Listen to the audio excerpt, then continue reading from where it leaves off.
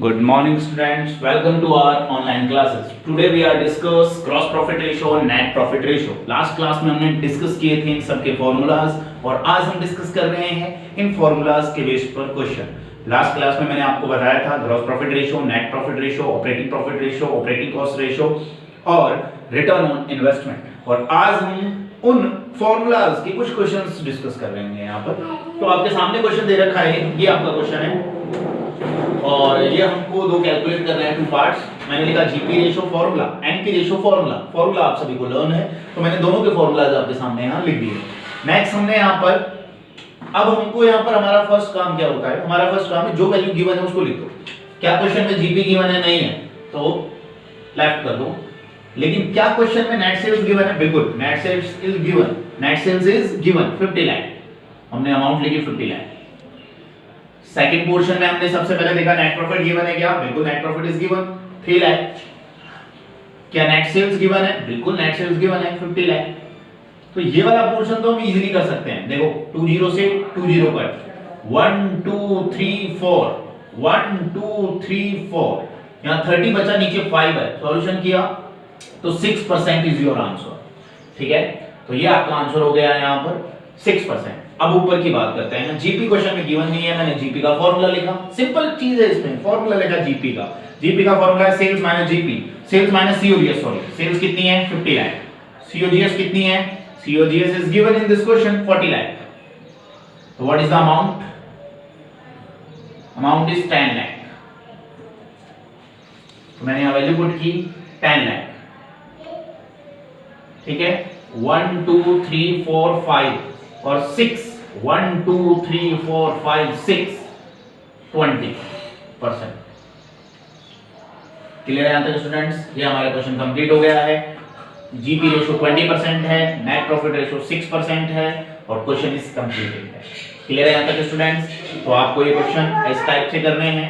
अब आप बोलोगे सर इसमें इसका क्या रोल है, इसका क्या रोल है, इसका रोल है, इसका क्या रोल है? बेटा किसी चीज का कोई रोल नहीं है. अगर कोई चीज हम हमारे इस टॉपिक से रिलेटेड है तो वो आएगी और अगर हमारे इस टॉपिक से रिलेटेड नहीं है तो नहीं आएगी. इन क्वेश्चंस को करने से पहले मेरी सबसे एक ही एडवाइस है कि जब तक आपको इन सब के फार्मूलाज लर्न नहीं हो ये वीडियो कभी ना देखें. Thank you so much.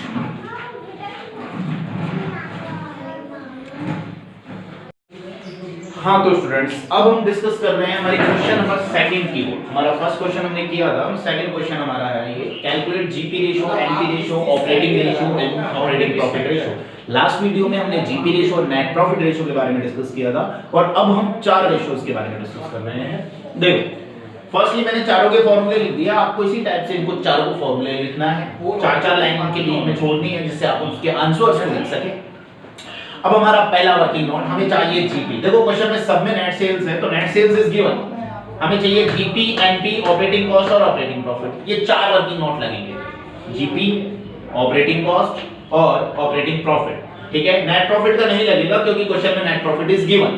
Clear है यहां तक? अब हमारे सामने क्वेश्चन आता है सर कौन सा वर्किंग नोट लगाएं. तो बेटा देखो वर्किंग नोट कौन सा लगाना है ये डिपेंड करेगा क्वेश्चन के ऊपर. तो क्वेश्चन को ध्यान से पढ़ो.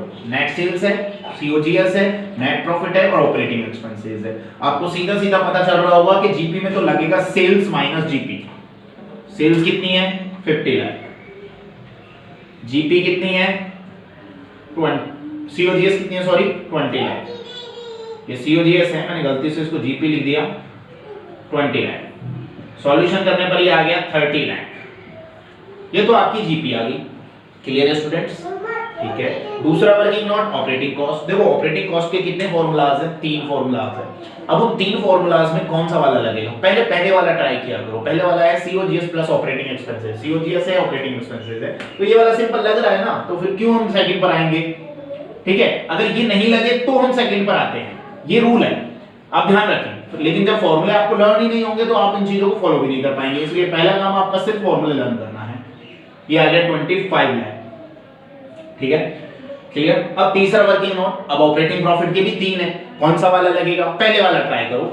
पहले वाला देखो सिंपल बात है. अगर ऑपरेटिंग कॉस्ट आपने कैलकुलेट कर दिया ना, सुन लो मेरी बात ध्यान से. अगर आपने क्या कैलकुलेट कर दिया? Operating cost. क्या कैलकुलेट कर दिया? Operating cost. क्या कैलकुलेट कर दिया? Operating cost. क्या कैलकुलेट कर दिया? Operating cost. तो ऑपरेटिंग प्रॉफिट का हमेशा यही लगेगा, sales minus operating cost. Operating profit का हमेशा यही लगेगा। क्वेश्चन में सेल्स कितनी है? 50 लाख। क्वेश्चन में ऑपरेटिंग कॉस्ट कितनी है? अभी अभी निकाली है 25 लाख।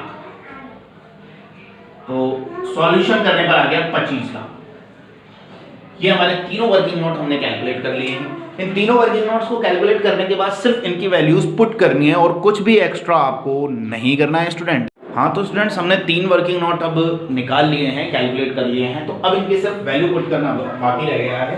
देखो वैल्यू पुट करने में कुछ भी नहीं है, सिर्फ आपको वैल्यूज ही पुट करनी है और सॉल्यूशन करके इन सबके आंसर निकालने हैं।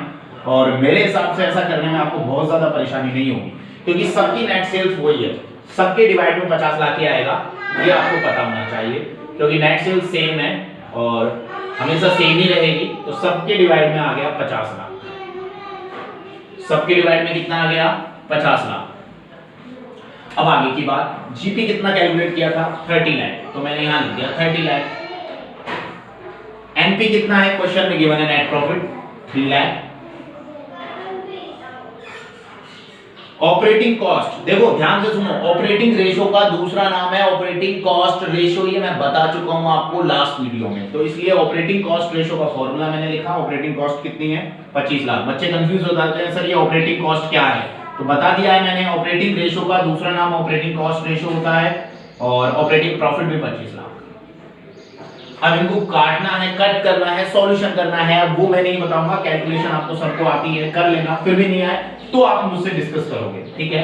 तो ये कैलकुलेशन में 6% आता है, हमेशा ध्यान रखना, मल्टीप्लाई में 100 है इसलिए आंसर परसेंटेज में आएगा।